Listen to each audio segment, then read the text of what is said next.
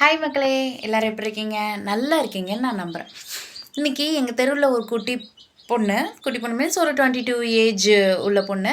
அ குழந்தை பெத்துட்டு வந்திருந்தாங்க. அந்த குட்டி பார்க்குறதுக்கு ரொம்ப அழகா இருந்துச்சு. பிளாக்கா இருக்குது, ஒயிட்டா இருக்குதுன்றத தாண்டி குழந்தைகளே அது அது ஒரு கியூட்னஸ் இல்லையா? அந்த கியூட்னஸ பார்க்கவுமே நம்ம சக்தி எப்படி பிறந்தான்? அந்த கதைய உங்கள்ட்டலாம் ஷேர் பண்ணணும் அப்படின்னு சொல்லி எனக்கு ஒண்ணு தோணுச்சு. அதனால தான். ஸோ எனக்கு 6:00க்கே பெயின் வந்துருச்சு. ஓகே. நான் அத வீட்ல சொன்னேன்னு வச்சுக்கோங்களேன், "உனக்கு வேற வேல கெடையாது இல்ல. இந்த வலி, அந்த வலின்னு சொல்லுவ. இதே வேல பொழப்பா போச்சு." அப்படின்னு சொல்லிருவாங்க. திட்டிருவாங்களோன்னு பயந்துட்டே நான் என்ன பண்ணேன், அமைதியா இருந்து ஒரு 9:00 நான் சொன்னேன். 9:00 நான் சொன்னேன், "அம்மா எனக்கு ரொம்ப வலிக்குது. 2 மினிட்ஸ் வலிக்குது. 3 மினிட்ஸ் வலிக்கவே இல்ல." அப்படின்னு சொன்னேன். 9:00 சொன்னோனே என்ன பக்கத்து வீட்ல, எய்த்த வீட்லலாம் அந்த பெரியவங்க இருப்பாங்க இல்லையா? பாட்டி இருப்பாங்கல்ல, அவங்கள கூப்ட்டு வந்து ஏன்னா அது 2019 தம்பி பிறந்த பீரியட். அப்போ கொரோனா இல்ல. ஸோ வெளியில எங்கேயும் பெருசா முடியாது. யாரையும் கேட்கவும் முடியாது. எனக்கு அக்கா, தங்கச்சின்னு யாரும் கிடையாது. அதனால பெரியவங்கள கூப்ட்டு கேட்டதுக்கு, "இது கேஸ்ட்ரிக் ப்ராப்ளமா இருக்கும். இந்த கஷாயம் குடு, அந்த கஷாயம் குடுன்னாய்ங்க." எல்லாத்தையும் கொண்டாடா. ம். கம்மான், கம்மான் அப்படின்னு வாங்கி எல்லாத்தையும் குடிச்சிட்டு, அதுக்கப்புறம் பாத்திரத்த எல்லாத்தையும் வெளியில எடுத்து போட்டு விளக்கு. ஓகே விளக்கியாச்சு. அப்புறம் போர்வை, பெட்ஷீட் எல்லாத்தையும் எடுத்து கொண்டு போய் வச்சு, அலசி போடு. அலசி அதுவும் நம்ம வீட்ல போடக்கூடாது. போய் எதிர் வீட்ல 3வது மாடியில போய் போட்டு வான்ட்டாய்ங்க. ஏன்னா நம்ம வீட்ல மொட்டை மாடி கிடையாது. அதனால 3வது மாடியில போய் போட்டு வான்னாய்ங்க. சரின்னு போயிட்டு வந்தா வலி அதிகமாயிடுச்சு. ரொம்ப அதிகமாயிடுச்சு. 3 மினிட்ஸ் பெயினு, 2 மினிட்ஸ் வலி இல்லாம இருக்கு. அது மாரி ரேஷியோ மாறிக்கிட்டே இருந்துச்சு. அப்புறம் டாக்டருக்கு ஃபோன் பண்ணி கேட்டப்ப, அவங்களுக்கு தெரிஞ்சிருச்சு இது இந்த வலிதான்ட்டு. "சரி நீங்க பேக் பண்ணிட்டு வந்துருங்க" அப்படின்னு சொல்லிட்டாங்க. சொன்னதுக்கப்புறம் சரி ஓகே அப்படின்னு பண்ணிட்டு இருக்கப்ப, காலைலேருந்து சாப்பிடவே இல்ல. மணி அப்போ 2 கிட்ட ஆயிடுச்சு. 2:00 கிட்ட ஆயிடுச்சு. சரின்னு சொல்லி அ ஊட்டுனாங்க. எங்க அம்மா எனக்கு ஊட்டுனாங்க. ஊட்டுனப்ப வந்து ஈரல் அன்னைக்கு எங்க அப்பா எடுத்து வந்திருந்தாரு. அப்படியே ஃபுல் வாமிட். "ஐய்யய்யோ! ஈரல் போச்சே!" அப்படின்றேன் பக்கத்து வீட்டுக்கார என் தலையிலேயே தட்டி. எந்த நேரத்தில எது போச்சுன்னு தெரியல. அப்ப "பனிக்குடம் உடைஞ்சிருச்சுடி" அப்படின்னாங்க. ஓ! This is called as a பனிக்கடம் ரைட் அப்டின்னேன்னா, எரும மாடு எப்போ போய் இங்கிலீஷ் பேசுது பாரேன் அப்டின்னாங்க. எனக்கு ரொம்ப எமோஷனல் ஆயிட்டேன். ரொம்ப கோவமாயிட்டேன்னா தமிழ் வராது. அது என்னோட வீக்னஸ்ன்னு நெனைக்கிறேன். என்னமோ! ஆனா தமிழ் வராது. எங்க வீட்டு ஆளுங்க இருந்தாங்கன்னா தெலுங்கு, வெளி ஆளுங்க இருந்தாங்கன்னா இங்கிலீஷ். இதுதான் எனக்கு ஏன்னு தெரியாது. அது அப்டியே பழக்கமாயிடுச்சு. அப்டியே பழக்கமாயிடுச்சு. சரின்னு சொல்லி டாக்டர்ட்ட கூட்டு போறதுக்காக ரெடி பண்ணிட்டு இருந்தாங்க. அப்பதான் ராபிடோ வந்த புதுசு. ஓகே. நான் புக் பண்ணிட்டேன். புக் பண்ணி வந்தாச்சு. ₹23ன்னு காட்டுதுனேன்னா, நீங்க குடுத்துருங்க அப்படின்னு. போனவன் இந்த இது இல்ல விவேக் அங்கிள் சொல்வார் பாருங்க ஒரு படத்துல. அந்த மாரி தடதடான்னு போட்டு எடுத்துட்டு போனான். போற வழி ஃபுல்லும் செம்ம அழுக. அழுது முடிச்சு அப்புறம் எங்க அப்பா பின்னாடியே வந்தாரு. க செட்டில்மென்ட் பண்ணிட்டு இருந்தாரு. செட்டில்மென்ட் பண்ணா அவன் ₹50 குடுங்கன்னு கேட்டான். ₹23 தானடா இருக்கு. நீ எப்புட்றா ₹50 கேட்கலாம்? என்ன நெனச்சிட்டு இருக்க? இரு நான் மெயில் போடுறேன். ராபிடோக்கு நான் மெயில் போடுறேன். அது இதுன்ற. பேசிட்டு இருக்கப்பயே வலி வந்துருச்சு. 2 நிமிஷம் வலி. அ அ அ அ அப்டின்னேன். அந்த டயத்துல வேற யாரு பேசினா கூட எனக்கு வலிக்கும். அந்த மாதிரி நீ அசையக்கூடாது. நான் அசைவேன். ஆனா நீ அசையக்கூடாது. என் வாய் மட்டும் அசையும். வேற எதுவும் அசையாது. இந்த மாதிரியெல்லாம் நூதன வகையில கொடுமைப்படுத்துனேன். எல்லாம் முடிச்சுட்டு அப்புறம் உள்ள போனோம். போய் டெஸ்ட் பண்ண வெர்ஜினிட்டி டெஸ்ட் பண்ணா 75% வாய் திறந்துருச்சு. "என்ன பண்ணிட்டு இருந்தீங்க?" அப்டின்னாங்க அந்த டாக்டர். என்னது எனக்கு குழந்தை பிறக்க போதா? ஐய்யய்யோ! டாக்டர் காலையிலேருந்து ஏமாத்திட்டாய்ங்க டாக்டர். இது ஃபுல்லும் அ இது கேஸ்ட்ரிக் ப்ராப்ளத்தினால வர்ற பெயின் தான். அப்படி இப்படின்னு சொல்லி கசாயமா குடுத்தாய்ங்க டாக்டர் அப்படின்னு சொல்லி அழுது, சரி லேபர் ரூம் ரெடி பண்ணுங்கன்னாங்க. நான் உட்காராதீங்க நடந்துக்கிட்டே இருங்கன்னாங்க. சரின்னு நான் நடந்துக்கிட்டே இருந்தேன். எல்லாம் ரூமெல்லாம் ரெடியாச்சு வச்சுச்சு, வாங்க உள்ள அப்படின்னாங்க. நான் எதுக்கு டாக்டர்? உங்களுக்காக தான் இந்த ஆப்ரேஷன் தியேட்டரே ரெடியா இருக்கு. வாங்க உள்ள அப்படின்னாய்ங்க. அப்பதான் எனக்கு தெரியும் லேபர் வார்டு அப்படின்னா அது ஆப்ரேஷன் தியேட்டர் அப்படின்னு எனக்கு அப்பதான் தெரியும். இப்படி ஒரு லூஸ் எங்கேயாவது நீங்க பார்த்துருப்பீங்களா? அப்ப வேற டைம் வந்து 3:30க்கு மேல ஆயிடுச்சா, ஸோ ஓபி பேஷண்ட் யாரும் இல்ல. அதனால உள்ள விட்றேன். நானு அக்கவுண்ட்ஸ் டிபார்ட்மெண்ட்.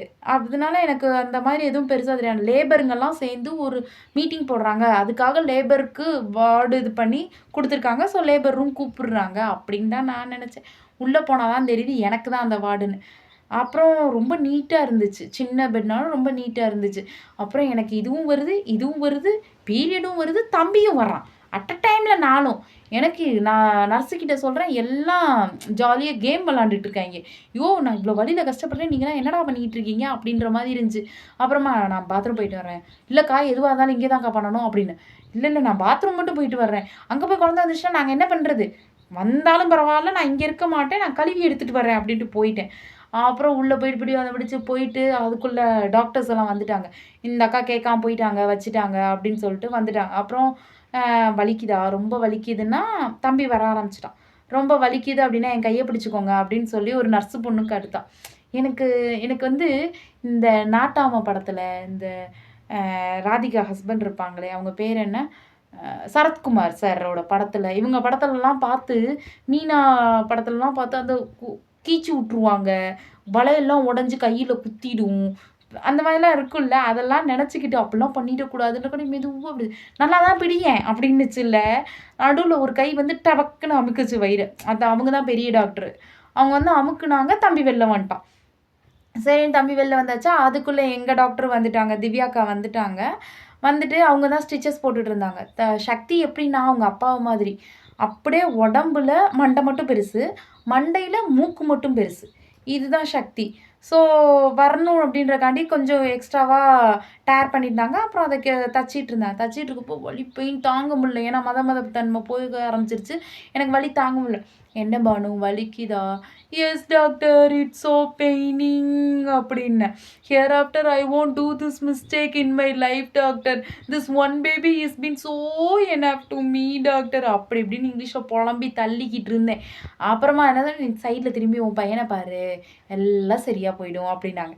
அதையும் படத்தில் தானே பார்த்துருக்கோம். சைடில் திரும்பி பார்ப்பாங்க, குழந்தைய பார்த்தோன்னே இந்த அம்மா சிரிக்கும்.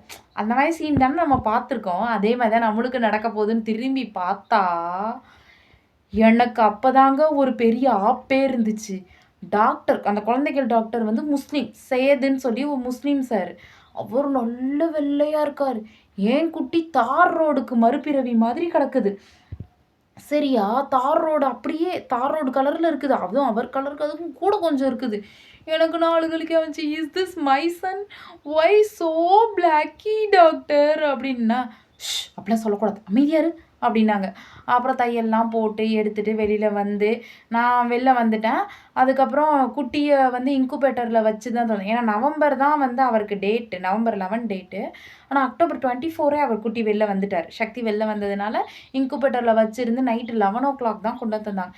யாரும் என்னை பார்க்க இல்லை, எல்லாம் அவனை பார்க்க தான் போயிட்டாங்க. நம்மளுக்கு ஒன்று இவ்வளோ பெருசாக இருந்த வயிறுங்க டக்குன்னு போயிருதா, டக்குன்னு துள்ள போயிருதா, செம்ம பசி எடுக்குது, அதுவும் எனக்கு சுகரு ப்ரெஷர்லாம் இருந்ததுக்கு அதுக்கும் செம்ம பசி. சுற்றி பார்த்தா எவனுமே இல்லை. அதனால் கைண்ட் ரெக்வஸ்ட் என்னென்னா, குழந்தை பிறந்துச்சா, பிறந்தோடனே பிள்ளை பின்னாடியே போயிடாதீங்க. நாங்களும் உங்களுக்கு பிள்ளை தான், ஒரு 2 பேராவது இருங்கடா, ஏதாவது ஒரு தண்ணியாவது கொடுக்குறதுக்கு ஆள் இருங்கடா அப்படின்ற மாதிரி தான் இருந்துச்சு. அதெல்லாம் முடிச்சு வந்து அப்புறம் தம்பி அக்டோபர் 24 பிறந்தார். 27 தீபாவளி.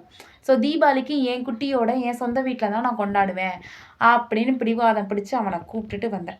இதுதான் குட்டி பிறந்த அழகிய ஸ்டோரி. என்னோடய லைஃப் ஜேர்னி 30 இயர்ஸை கிராஸ் ஆகி இப்போ நான் போயிட்டுருக்கேன். 30 இப்போ ரன்னிங் ஆனில் இருக்குது எனக்கு ஏஜு. ஸோ இந்த 30 இயர்ஸில் அவன் அவன் என் கைக்கு வந்த டைமிங் எனக்கு ரொம்ப மறக்க முடியாது. இந்த வலி, இந்த பெயினிங் ப்ராசஸ் இருக்குல்ல, அந்த காலையில் 6 o'clock ஆரம்பித்து நைட்டு 11 மணி வரைக்கும் இந்த டேவை என்னால் யாருக்குமே மறக்க முடியாது. ஆனால் எனக்கு ரொம்ப ஸ்பெஷல். அவ்வளோதான். தேங்க்யூ.